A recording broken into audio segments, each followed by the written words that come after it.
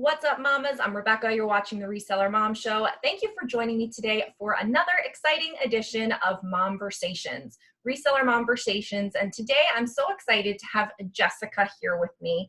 And Jessica is from the handle, because we all go by our handles, The Family Flips. And I will leave her to introduce herself and let you know all about her. But I'm really excited to talk with her today. I've got a lot of interesting things to talk with her about. So please welcome Jessica. Thanks for joining me today. Well, thank you for having me. I'm super excited to be on your channel. I love the Momversations, by the way. I watch them all the time. So I think they're great. That's awesome. But yeah, like you said, I'm Jessica. I'm from the Family Flips. My husband and I are full-time resellers. And we buy liquidated goods and we sell them online and locally for profit. But other than that, I'm also a mom of three. I have a 7-year-old, a 3-year-old, and a 1-year-old. And we do homeschool. We even that's already unconventional, but then we even more so, we're actually unschoolers. So a big part of that is that we don't use a particular curriculum. And we teach our children how to learn, not necessarily what to learn. Okay. And it has been very, very successful. It's just something that you have to be really, really intentional with when you're teaching your kids life lessons.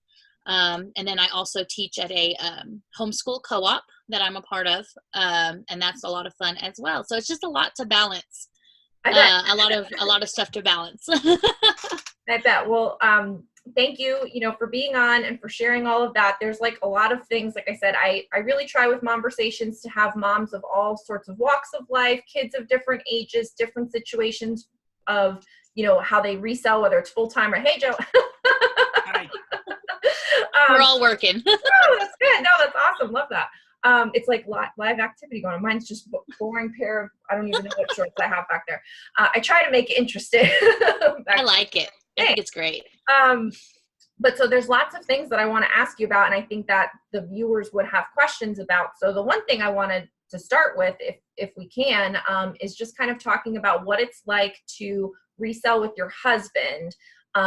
Because I know when I watched, and I found out about you guys watching you on Chris's at Daily Refinement on his channel, it just sounds like you guys have a really good dynamic. It probably took a little while to get there, but like you kind of got it figured out as far as like what you guys each do, how you kind of handle things, especially like if there's any conflict, when that comes up, and then balancing the working you with, like the married you. Yeah. So I would love for you to share that. I mean, I think all of us would probably, and I say us, like the moms that don't work with our husbands, probably for the better of the husbands to make it out alive.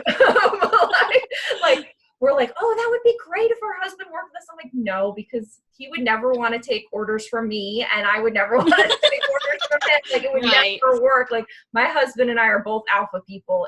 We have enough butting heads in general. So I would love to hear how you guys work it out. I mean, as best as you can. Well, it's not easy. Yeah. And it wasn't easy. Yeah. And it gets better and better. But I think, first of all, knowing that Joe and I are two polar opposite types of people. And in a lot of situations that would cause us to butt heads more.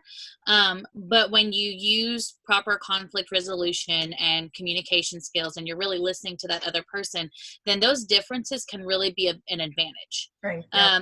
Joe, one thing I really love about him is that he is very linear minded. So when he thinks of something, there is like an order to how he does it. Whereas I am a great brainstormer, but I'm not very good at like lining things out. So sometimes it like that can be a communication issue because sometimes I can't follow him or he can't follow me. Yeah. But it's just a matter of, we take a lot of time to slow things down. And this is not something we're like, one day we just decided, oh yeah, we're gonna get along. No, this was a lot of time. It was a lot of conflict, a lot of really hard and difficult conversations. And we still, we're in a great place in our marriage as friends and as co-owners of a business. But we go to marriage counseling often and make sure that we are making sure we're using those proper communication skills and that we are listening to each other and really doing our best to be better, not just business partners for each other, but partners. And so, you know, he's my best friend, and we do a lot together. And sometimes, you know, I want to strangle him, and, you know, but most of the time it's really, really good. And I'm sure he would say the same about me. Yeah. And how long have you been married? I don't know. How long have we been married? 4 years. 4 years. 4 years. Okay. So yeah, I mean, like, I think that's great. I think you speak about it very, like, you know, maybe, I don't know that that's any of your background, but it shows that maybe you have gone to counseling, or you've just gotten some tools in your tool belt to learn how to speak in a nice, effective way about things. Like, you can tell you're not just like, well, he's crazy and, you know, whatever, or something like that. So that. Well, I think the big part is that, you know, it's very, very easy to tell other people why somebody hurt you. But it's very, very hard to take responsibility when you hurt someone else. And I think a big part of having a very strong relationship is being willing to say, you know, despite the fact that you've hurt me, I played a part in this as well. Right. And when you approach conflict in that way, it opens up conversation. I don't think anybody really does really well when somebody's wagging a finger in your face saying, this is what you did, this is what you did. When when something like that happens, you throw up a wall. You're like, nope, I'm not doing it. Right. You know, but when you come to somebody and you open your heart and you are vulnerable with them, which is difficult to do when you've already been hurt in the past. Yep. It's difficult to just open yourself up, you know, but having that trust of like, hey, I trust you. This is something that's on my heart. Conversations go so different. Yeah. And I think it's just a case-by-case basis, and just making that same choice every single time. And we're not good at it. We still fight every once in a while. We still butt heads and, you know, and things like that. But for the most part, what you see on our YouTube channel is very real. I will say that it is a highlight. It is a lot of highlight. You know, our social media is that way. Sure. We try to be really open and vulnerable about that, because we do want to show people that it is possible. But I also don't by any means want to give the implication that Joe and I have a perfect marriage and that we never fight, because that is not the case. Right. And, you know, and you don't need to be broadcasting all, you know, because then you're going to get all sorts of input that would, you know, you don't need to, don't. Right. That's good. I mean, some things need to be between two people, and, you know, and that's good and fine. And I just think you know, from some of the videos on your channel, aside from the one that I watched on Chris's channel, you were super cute back and forth with each other, you know, very honest, very supportive of just like, he was worried about talking over you and taking away your thunder in the one particular, you know, video that I watched, and you were just like, no, you got it, go. And it was just very cute. So, I would think that my husband and I would not be but listen, that whole situation where he was being so tender and careful with me came from conflict. Oh. Because I felt like I was being run over, and I said, hey, like, it hurts when this happens. Because he doesn't mean it. He's excited. He's just like, you know, he's like, yeah, where you have so much to share and you're so excited. He's not at all doing it to hurt me. Right. But if I hadn't communicated that with him, I would have just been sitting there bitter and angry while he's taking over, instead of saying, hey, you know, when you do this, it makes me feel this way. And he says, oh, I had no idea. Let me try. So yes, it's very, very cute and very, very, and everybody's like, oh, I just love your relationship. I'm like, but that was a beautiful thing that came from conflict. Yeah. Good conflict. Right. Constructive conflict. Well, and it's great that and because you see it that way, it can be that way, which I think is great. And it would be, I'm going to leave that one at that. A lot of people are really interested in the husband-wife dynamic, and I totally understand why. And well, just because I think and those of us with little kids, like, you have a 7-year-old, mine's only 4. It's just the only, you know, he's the only one so far. So you've been there, done that, and you've been even a little farther down the road, and stuff. But, like, you know, for me, so much of my relationship with my husband has changed after having Gio, even though we tried to prep it with getting the dog first, but clearly that didn't prepare us as much as we wanted. So, you know, so your relationship changes there. Then I became a stay-at-home mom. So my entire identity changed. And then I started this business. So now I became this other thing as well, which sometimes I like working on my business more than I like taking care of the other two anyway, to be completely honest. I mean, of course I love it, but every once in a while they just need to go somewhere else. And so, you know, a lot of dynamics changed where Yes. sometimes you can't keep up with the, how are we going to navigate those dynamics? And so I think, not that everybody has the same situation as I do, but for those that don't resell with their husband, there's probably some conflict because of the reselling, because there's stuff, there's whatever, and time and attention. Then there's conflict because now you've got this third, you know, entity involved in your relationship, which may or may not be a new thing for you. You know, there's just so much to unpack. So I think it is refreshing to people that are working towards it and consciously working towards it and have the words to have the discussions and the communications about, like, it's just all very refreshing. And you could probably do a whole playlist / channel just on like your marital. Yeah, you know, can I, like, also, I want to say, I'm just going to be real honest here. Yeah. When, you know, Joe had been reselling before we even met. Like, that's what he was doing. And his testimony is beautiful and amazing. And how we ended up together is definitely a God thing, you know. But I was actually not on board. I actually didn't like reselling. I was very, very against it. I was that spouse that was like, I don't like this. I just want you to get a regular job because I don't know. And anytime there was a lull in sales and, you know, we weren't getting the right, you know, I am panicking because I need security. Okay. And so I think with that, I probably could even do a video about what it's like when your spouse, you know, doesn't want you to do reselling, especially when it's, you know, he's full-time reselling. This is not something we're doing on the side. This is feeding our family. And our family at this time is like growing. Like, you know, I had 2 kids back to back. My 2 youngest are 17 months apart. And I'm like, I need to be able to like take care of these kids. And you don't even know what our sales are going to be from week to week. And I don't like this, you know? Right. So I think one of the things that I had to come to was a pride thing, you know, where we all get a little proud and we all think we're right and everything. But over time, it was like, look, I can't make you quit and I can't make you stop. But I can't help you be successful. And so it took time for me to come into this where I had to find my own motivations. Like the reason why Joe is doing it and the reason why I am doing it are 2 completely different things. So I had to find my own identity in this. Like I had to, where is my part? I can't just take over Joe's part or be a second Joe because I don't do numbers very well. I'm very with numbers. But he's great at building that part of the business. I'm really good at processes and putting things together. And so that's my, you know, that's something that I do very, very well. It seems like, at least from the other video that I had seen and then what you're saying now, like, is he more the entrepreneurial one? And because your role is not of like the manager, you're actually taking more of an employee role. I mean, I don't mean to downplay it at all. No, it's true. If that's the impression that I got from what I know so far.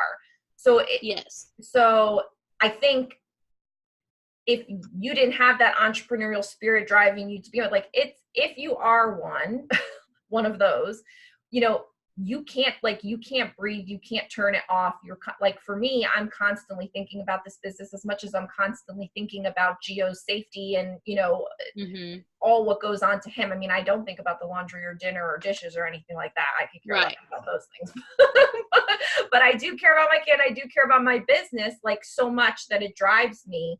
And I'm not saying that you don't, but it sounded like maybe. Well, I would say I misunderstood. No, you're on the right track, but also there is a part of me that the more that I figure out what drives me and what motivates me and those needs get met, then the more entrepreneurial I do get. Joe and I really do. We talk numbers, we talk those things. Now, is it something that, you know, is this a job that I would have chosen for myself? Probably not. Right. But I am very much a teacher. I'm very much a nurturer. I'm very much a communicator, you know, and so I take those strengths, right, and I put it into blogging and YouTube and helping other people learn about reselling because I do know the ins and outs of it. Now, when it comes to, okay, you know, our sourcing strategy, how are we going to do this? I do know enough about it that I probably could do it, but Joe has a gift for it. And I don't want to interfere with that gift. He's good at it. Mm-hmm. And so a lot of times, like, yes, we do everything together, but we do have realm of responsibilities that otherwise we're just going to fight and get bitter, and we're going to have different opinions about things. So he trusts that I get things accomplished. Yeah. And he trusts that the things that I have a realm of the responsibility for, he knows that I'm going to do those things. And they may be things that he's not very good at. Right. Whereas I also trust 100% that he's going to do his part. Yeah. And so that's what really makes us a good team.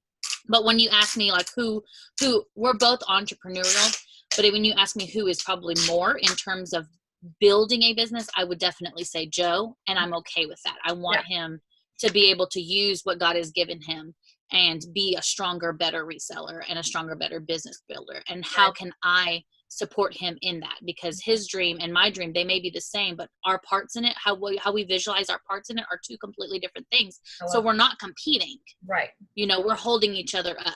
Right. I love that. And that took a long time to get there. Yeah, I bet. And I think that's, you know, there are some other reselling teams out there that are husbands and wives on YouTube. And I think that what you're saying is a very different dynamic than what those of us that watch YouTube and watch these other teams, husbands and wives, are seeing. And I think that that's really good too, because, you know, my husband is in new home sales. So he sells new construction homes, and that can be very volatile. It could be really great and it could be really terrible. Yes. Luckily, we're in an area where it's been really great for some time, but we're both kind of waiting for the other shoe to drop, and that perhaps he may not have this job anymore, or that job may not be doing so well. So I'm kind of in like the mode of, this needs to be able to be something that can envelop what, you know, or expand to meet our household needs, even though right now it's not covering diddly squat. But, you know, but like, you know, if we needed it, he could come in and I can teach him what he needs to know while he's looking for something else and expand it out. And I think for people that may find themselves in that kind of situation, you have this business. So you have an asset here that, God forbid, the spouse loses their job or something like that. As a team, you could make it flourish, and maybe it's that way, or maybe it's only temporary. But I think it's nice to see, you know, the different roles, the different examples of roles that a husband and wife team could have.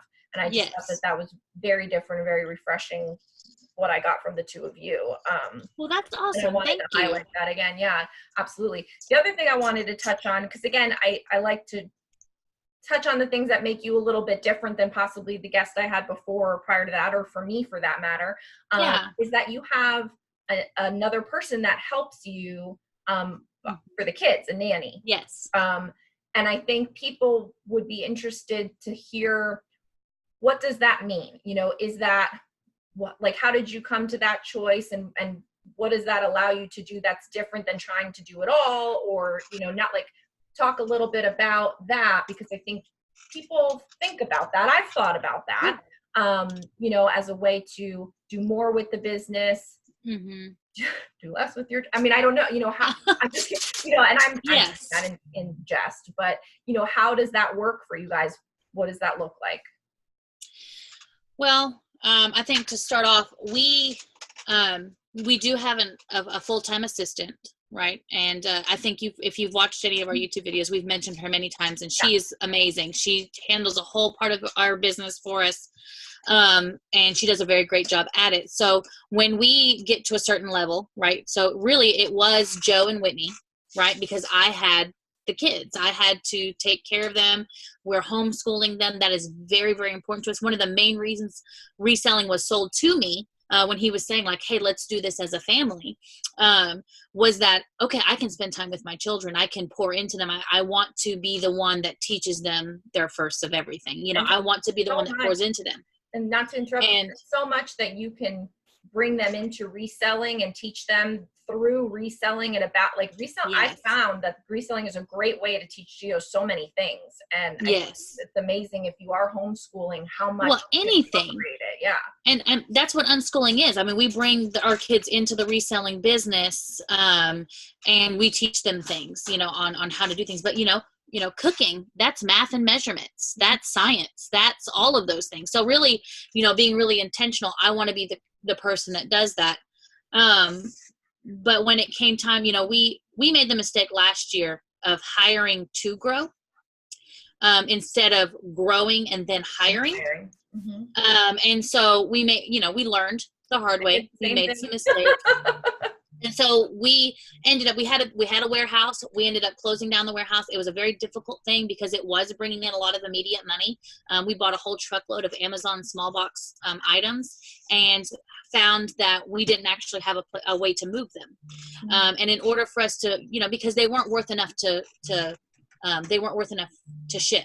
It was, the cost of shipping was just going to eat it all up. So we had to figure out how to do that locally. So we opened up these bin cells. We were getting a lot of immediate money, but we were losing our vision, which was that we wanted to spend more time with our family. We started realizing we needed to be open later, and we needed to be open on weekends to be able to make the money that we wanted to make. And so we decided, this was great. It was making us money, but that's not the reason why we did this. And so we made the hard decision.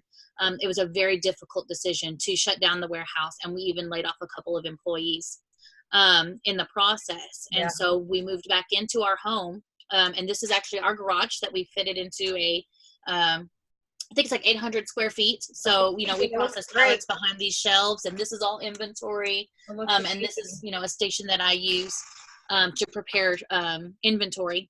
And so when we got to this point where Whitney and Joe ended up they grew to a place where they needed help. And so we all sat down and we thought, okay, does it make more sense to hire a person, or does it make more sense for me to join the business? Because it's something I wanted to do anyway. I'm already trained. I already understand. So the training won't be, and there's a lot of benefits and a lot of things that I know that I want to implement that I cannot do while being at home. Right. Because this was my vision too. And it came to a point where I had to step back and take care of the children, so that our business could be successful, even if my hands were not in it. Right. And so when we decided to start doing, YouTube and start teaching people and start doing those things, it became very apparent that I needed to be here, and that we could not hire someone to replace me. Right. As somebody who has the vision for the family flips. Yeah. So that's when we got down to the idea of, if I can make enough money to pay, if I can make enough money just by working to pay a full-time nanny and then profit, that's amazing. And that's what we need to do. Yeah. And so that's where we got to this point where it's like, okay, like it makes more sense for me to join the business. So we did hire a full-time nanny. Now that means that I still I manage the home. I feel like a big part of, like, whereas Joe is kind of the boss of the business, I am the same way in the home, because really they're kind of intertwined. And there's really no separating it, because it's just a big part of who we are, both things. Right. So I helped our nanny. I call her Mary Poppins because she is wonderful. She is wonderful. And we talk about what is she willing to do, what is she not willing to do, and we make a schedule and we work through and try to figure out what works best for the kids. And really and truthfully, the four of us, our assistant here, Joe, me, and this nanny that we have, we're a team. Like, we flow together. Whitney has helped watch our kids, and I'm sure that if I asked Beth to come, our nanny, to come out here, she would. Like, it's just what we do. Like, we're all invested in the success. Yeah. And that's really, really important. So did I answer your question? Yeah. I mean, I just, like I said, for anyone who's watching here that maybe hadn't caught you somewhere else, or, didn't know who you are or whatever, I think it's just good to kind of introduce the things that I think are different about you, or that's a different way of being a reselling mom work. And I think I guess my point with doing all of that and highlighting all of these things from different guests is that you may not find your exact situation, but you're aware that all of our situations are so different. I've gotten a lot of comments from people that have said, I thought I was weird because of this, and then you said it, and so I realized it wasn't so bad. I think there's a lot of isolation just because you work at home by yourself or whatever when you're reselling. Yes. And also when you're a mom on top of it, you're not quite sure where to balance. Like, I have people that come and clean the house. I don't have a nanny, but I have somebody that comes and cleans the house. That's the thing I've offloaded. I buy dinner kits, and if I could hire somebody to just come and make my dinner, I would, because I don't cook with love. I cook with anxiety and frustration. So, like, that's the thing. Like, I wouldn't necessarily Same. I would hire, what I want to hire is a kitchen manager. Like, that would be awesome. The dishwasher, do the grocery although I've kind of gotten grocery shopping down now because I do the pickup and delivery and stuff like that. So that's not so bad. But like all of that, like yes. it just doesn't come naturally to me. Like, and that's okay. It's not a source of pride. Yeah. I don't care if the dishes there is a sink full of dishes in the sink. They'll be done by the time my husband gets home, but all day long they're going to sit there.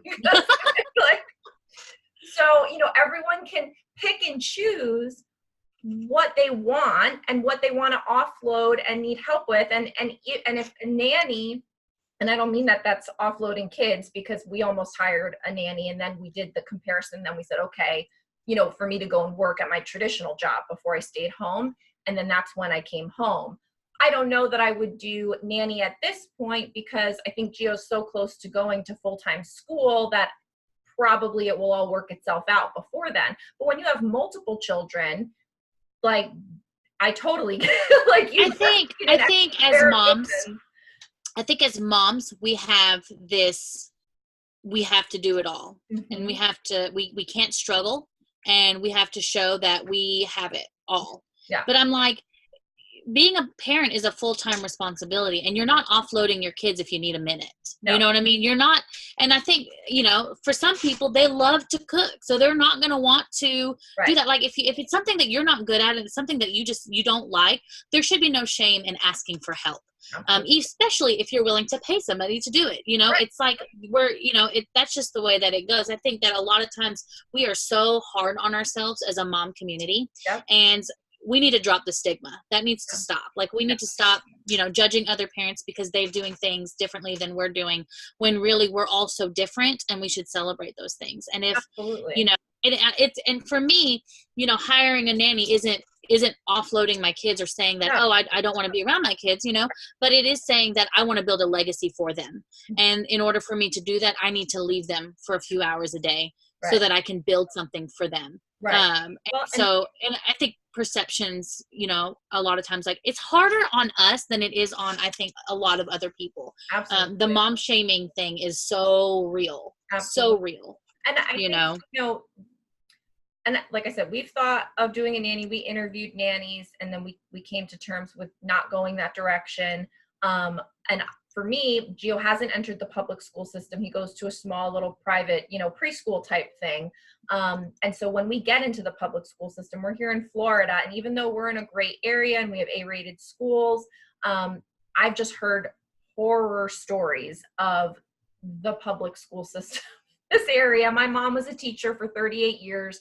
So I've grown up with being in and around schools and how they work, and teachers, and good teachers and bad teachers and all of that. Mm-hmm. And I'm like, I know that I'm of the mindset that should things not go well with the way that the public school system has, the way it's become these days, for safety, for just navigating the classroom experience with so many kids sometimes, or what have you, like, I'm one issue away from being a homeschooling mom, because I know that I could do it, and I know that it would benefit both of us.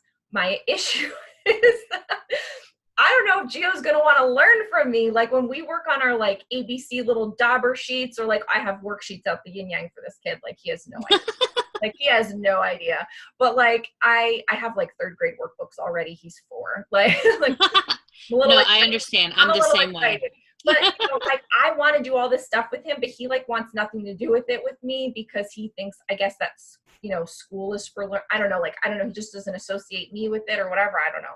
So a lot of kids, a long way to like get to a place. But then I'm like, well, maybe if you have this co-op, which I'd love to ask you about, or a nanny where the role is a different person from me, I can still be mom, but the homeschooling in that format of school could still happen. Well, let me ask you, like, first of all, how do you know it's not your relationship with him and just the fact that maybe he learns in a different way? because we think about this all the time. We talk about how some kids are musical and some kids are really good at math and some kids are very interpersonal. There's all these different intelligences. Yeah. But when you put them into school, you give them one intelligence, One way, right. One way.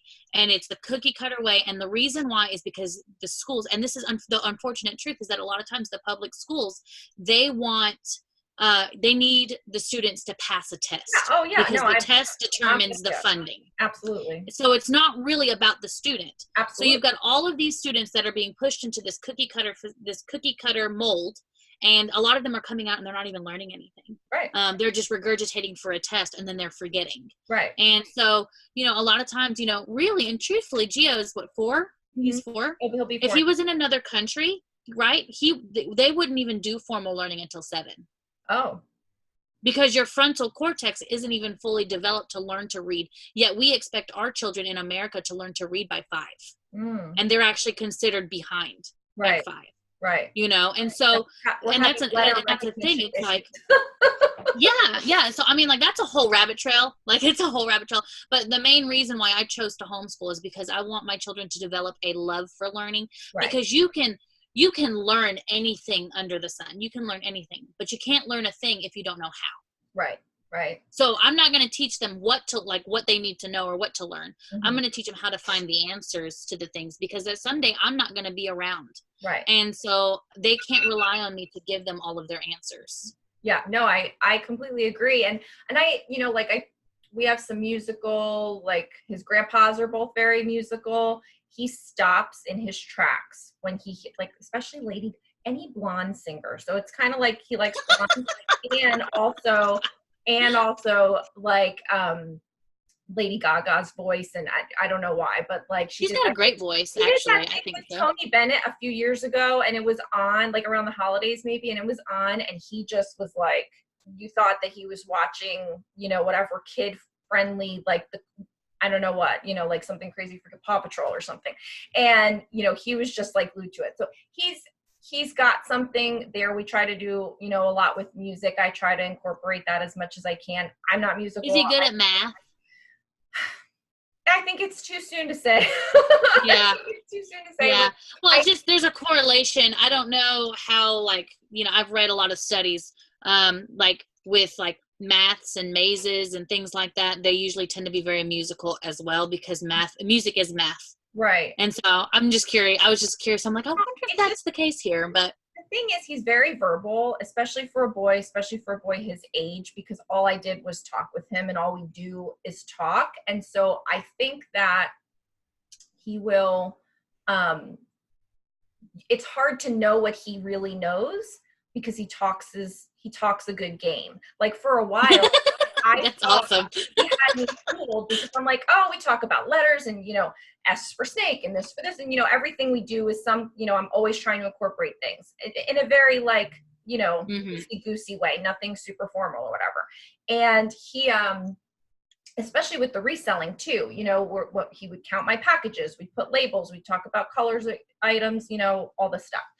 And one day, I don't know why I thought, I'm let me just pull out this numbers puzzle, the Melissa and Doug, chunky numbers puzzle, 1 through 20. I'm going to do it out of order and see if he knows these numbers. Man, he knows, he can count, he can, say it all because he's memorized it, but he didn't know them haphazardly, this is a 3, this is a 6, no clue. Oh, well, that's easy. That's just because he doesn't know the correlation between the shape, and he knows the concept of 3. Yeah. But he just doesn't know that what 3 looks like. Right. So we're working on that. We're doing it with letters too. He likes the dauber thing to try to find. But I can see already that he's good with pattern recognition. He can immediately tell that there's no more big P's on this page. But still will struggle to tell you which is the big P and which is the little p. But he knows the shape isn't there anymore. You know what I mean? Right. He's got, I think, basic good skills or whatever, but we have to just figure out what it is that he knows and what it is. And again, that's impressive for 4. I just want you to know that. Oh, thank you. That's impressive for 4. Thank you. And at school, that's why I asked at school, I'm does he know when you guys talk about the letters, or does he not know, or whatever? She's like, oh no, he raises his hand for every single one, this and that. He always gets it right. I'm like, I think that he, from me, almost wants the attention of me saying that's not right, or this is the right one, or whatever. Like, I think that he's going to have everybody fooled. Like, he's going to, like, yeah, he just has too much, like, I don't want to say personality, not like somebody else does, but you know what I mean? Like, I think he knows more than he does, and he's gonna just like play it. Well, there's probably, really yeah, you know, that's, yeah. Sorry, Yeah. this is kind of off track, but I enjoy talking about it. It's fine. No, I could talk about that all day. Yeah, it's very, I have many more questions, but I'll ask you later. Yeah. But I mean, I think, you know, I just, if back to the reselling, aside from whether you homeschool or whether you don't, I just think it's great to show people all the different ways you can cobble together a life that makes sense for you, incorporating reselling, incorporating your kids, whether you have help with your kids, you have help with the house, you have help doing your reselling business and hiring assistants or whatever. You can pick and choose, as long as it all makes money still in the end. It doesn't matter what's being done where, as long as everyone gets fulfilled by the thing that they're doing. And, you know, like I said, I cook with anxiety and frustration. If I could have somebody handle that, that would probably be better for all of us, because there wouldn't be all of this emotion going into, well, I made that, you better eat it, and I bought all the stuff to make that thing. And it's like all of this stuff where if somebody just made a meal and it was good and we just got to eat it, like I told my sister that, I'm like, there should be a place, free business idea for those, called the dinner place. And it's somebody making dinner, and you just get to go pick it up and bring it home and eat it. It's not a restaurant, because that food is not good for you, right? Like, it's got extra butter and it's got, you know what I mean? It's not necessarily a healthy option perhaps, but there's just some other lady or some other man or whoever making just dinner, a whole bunch of dinner. and it's just dinner, and you just go get it at the dinner place and then you bring it home. Like, why isn't that a thing? That should totally somebody should make that. I would go there every day. So, you know, if I could just go pick up the dinner at the dinner place, we'd all eat healthy. We'd all eat something that was good, but I wouldn't have to do it, and everybody would just be happy. I don't know. So anyway, the idea is just to try to pick and choose and help design the things in your life, I think, a little bit more. Yeah. I've really been being intentional.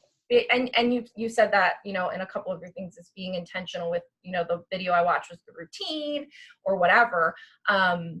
I think we do get very stuck into what's already being done. What have I already done? What's the accepted way to do it? Instead of really stopping and thinking about, why is any of this being done? What is the best way for me, for us, whatever. So I think that's awesome. I do want to ask a little bit more, because we kind of talked about a lot of all the like mom family stuff and less about the actual reselling. Just so people know too, because you do a lot of liquidation, a lot of pallets. Yes. So you're not just like selling clothes, because like I just sell clothes. Like, you're not just selling well, look, okay. So thrifting doesn't work for me. I don't like to shop. Okay. I don't like crowds. I don't like having to calculate sale prices in my head. I don't like to do that. Amazing. I would rather just buy product and resell that product, because look, and Joe and I, we tried the thrifting, and we do every now and then go, because we're not going to mess, just because I don't like it doesn't mean that I'm not going to go and see if there is potential out there. Right. But also keep in mind that we live in Arkansas. Okay. So like in our immediate area, we've got maybe like 6 thrift stores. Okay. So we don't live in a big town, a big city, where even Little Rock doesn't have that many. Okay. In a big city where, like, you know, like Chris in San Francisco, he's got like 20 just in his general area, and he could just hit every single one. Right. So the amount of time it takes for us to find product, we're losing our profit margin just in time. Yeah. And so it makes more sense for us to purchase bulk liquidation items and lots, just because thrifting isn't going to make our money. We're not going to be able to do that. Now these lots, these pallets, etc., do include clothing or not? They're all electronics, or because I thought it was mostly like electronic stuff. If you think about it, you know, there's like $5 billion or 5 billion pounds in waste that gets sent to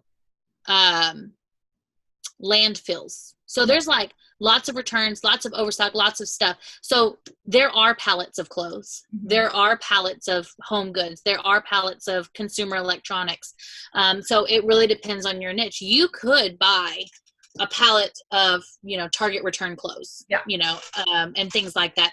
Now, you're not going to be able to hand pick everything like you would at thrift stores. So you wouldn't know. So there would be some damage, some waste, some things that you just couldn't resell. But for the vast majority of it, you should be able to find it. Yeah. So, I've done the Macy's liquidation, and I've done customer returns through a liquidation site, but not pallets.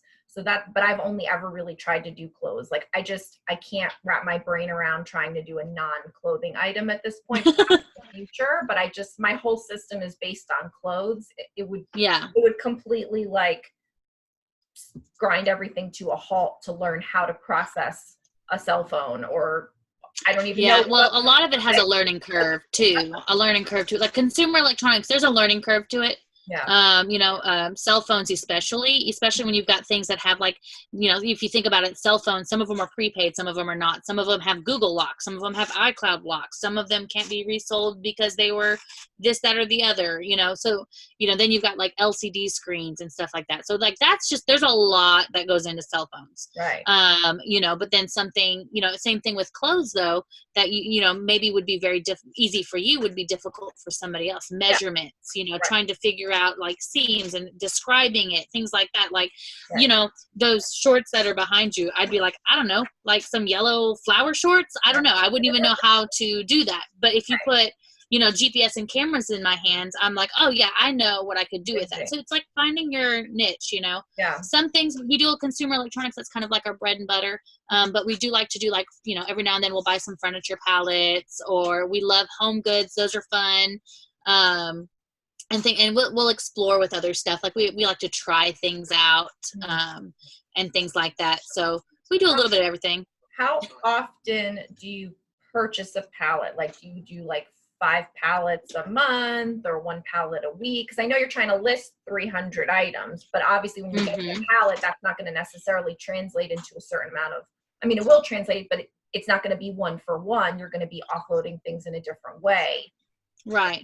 Well, our goal is 300 of our bread and butter. So that's 300 of our cell phones, GPS cameras, the consumer electronics, everything we list off. And that right there, with an average profit of $10 an item, that's going to get us $3,000, which is our monetary goal for the week in profit. Mm-hmm. And so with the pallets, that's pretty much extra. All that stuff is on top of our goal. So we, I would say it depends. Last year we bought a few truckloads because we had the space. So it's really dependent upon, the space that we have, and what's available, where we try to be, because we don't have a lot of space right now. If we had a warehouse, we'd just be buying, like when we can, we just buy. Right.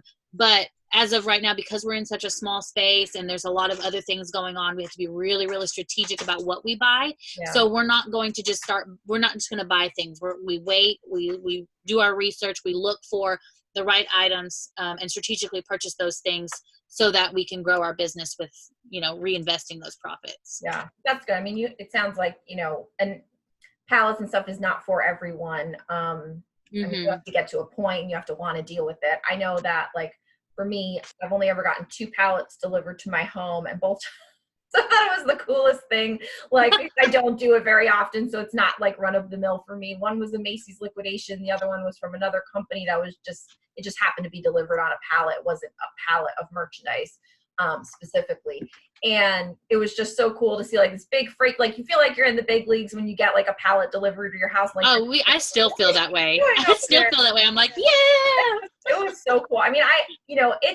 If you're doing the thrift model, which most people I think that watch this channel are, and you're buying here and there from Goodwill Retailer, even if you're going to the bins and buying 30 or 50 items at a time, to have 1,000 items show up at your house and is now in your garage or whatever. It's just like, it's a crazy thing. And, once you get to the point where you can process it and you have systems for all of that and you know what you're doing with it, only then I think does it really become a way to continue to move towards. Like for me, it would take me still a while to move into a palette model, like even of clothing, because it took a lot to process that Macy's, a lot of systems and figuring it out, but it was cool. Yes. It was a good experience. I mean, it was expensive on the front end for sure. And that's I think that's what scares a lot of people away, especially when you're used to buying, something for $2 and turning around and selling it for, I don't know, 400, 500, 600, 1,000%, right. But like, I think I actually kind of enjoy it because it's kind of almost like Christmas every time a palette comes in. So yeah, sometimes it might be, huh? Yeah, thread up rescue box, which I haven't done in a while, but that's how I feel with those, because you don't know what's coming. So you're just kind of like, yes, let's see what it is. You never know.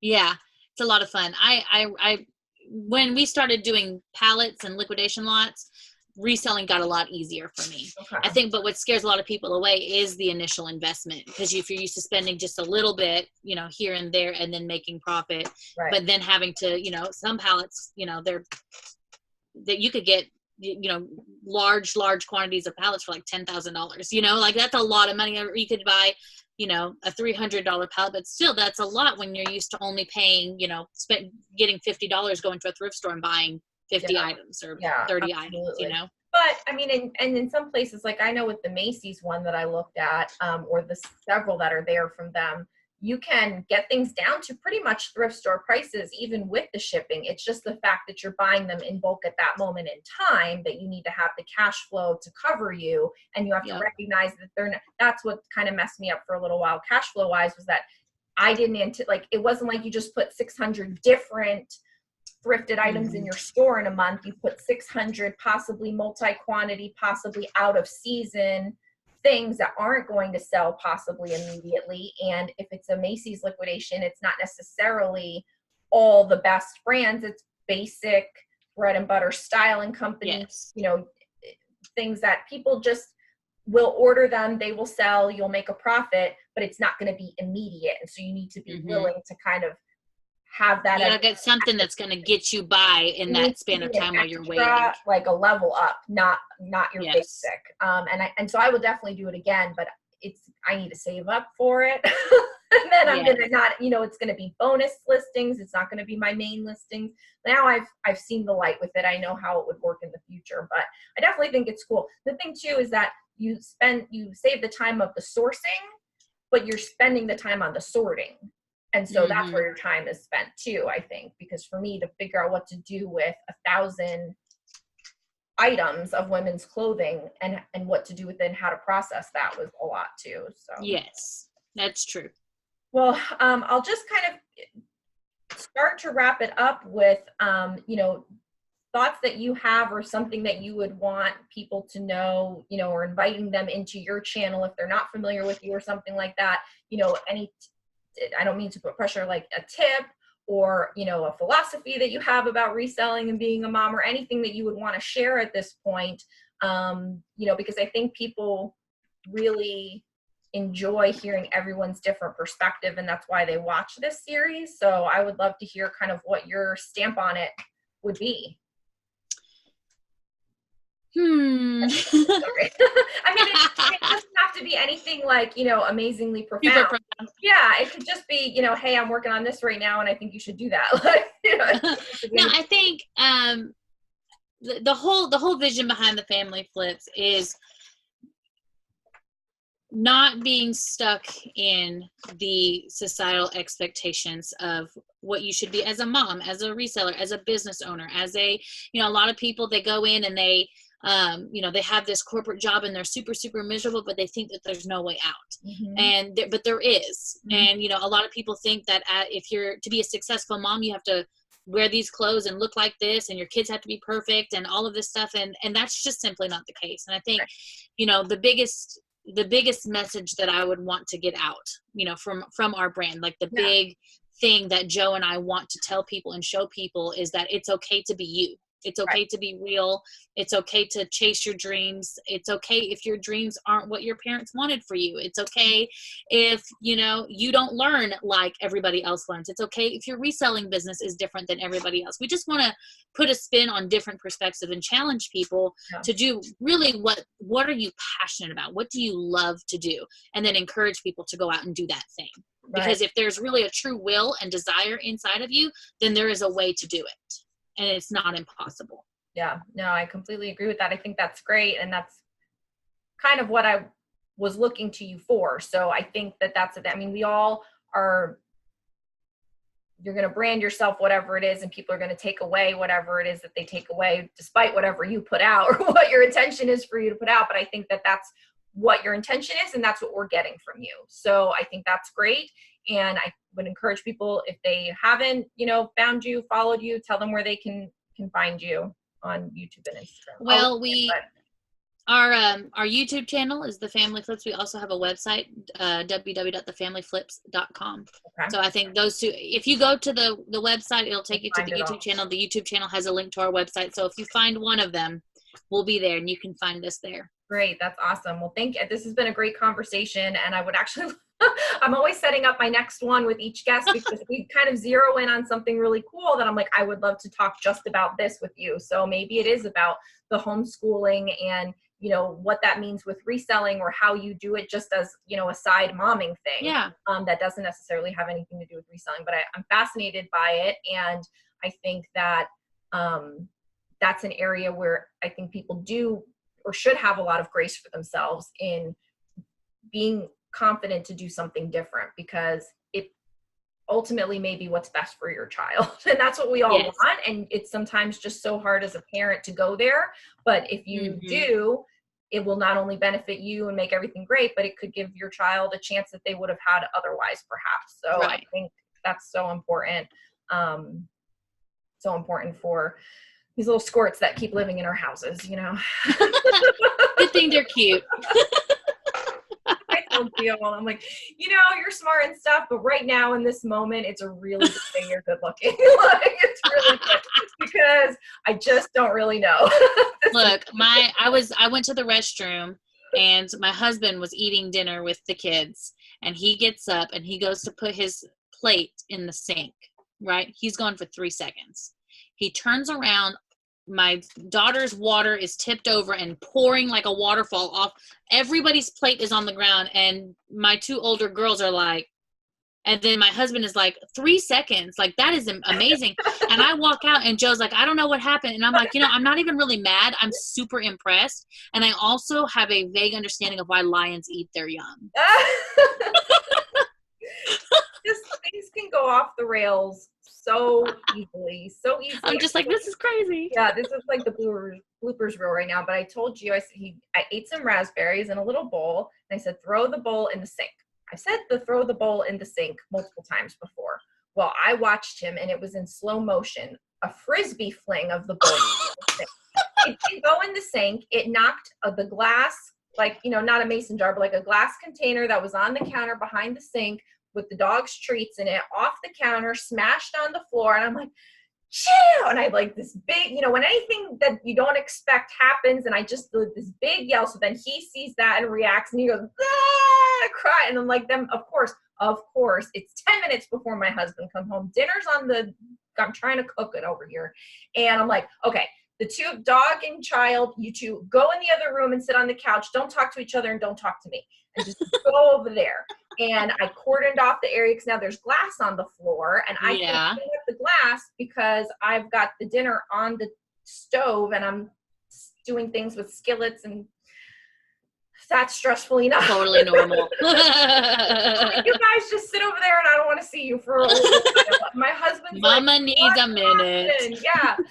So then we got dinner done, and then my husband actually helped clean up the mess, which was great because, you know, we have wood floors, and so you can't, I mean, you can miss things. We're always barefoot. You've got the so we had to make sure it was super clean. Yes. And so it's fine, and we haven't accidentally found any shards, thank goodness. But yeah, I mean, it's like just in 1 second, it just goes completely off the rails, where everything was in perfect control, and now everything's in complete. And it's always right before the husband comes home. Right, it happens with me too.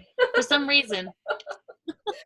He doesn't believe me that I actually have it together 90% of the day. He just sees me in the complete state of like, but, all right, well, I will let you go. I'm going to have to go get little Squirt in a little bit here, but it was a pleasure speaking with you. I appreciate it.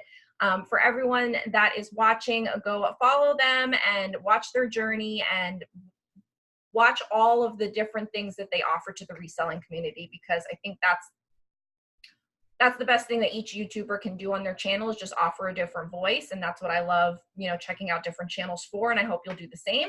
And thanks for joining us here. Leave us a comment below, like this video on the way out. I always forget to say these things. And please subscribe for more Reseller Mom content to get more done, make more money, and stay sane while raising kids and reselling online. Until next time, bye.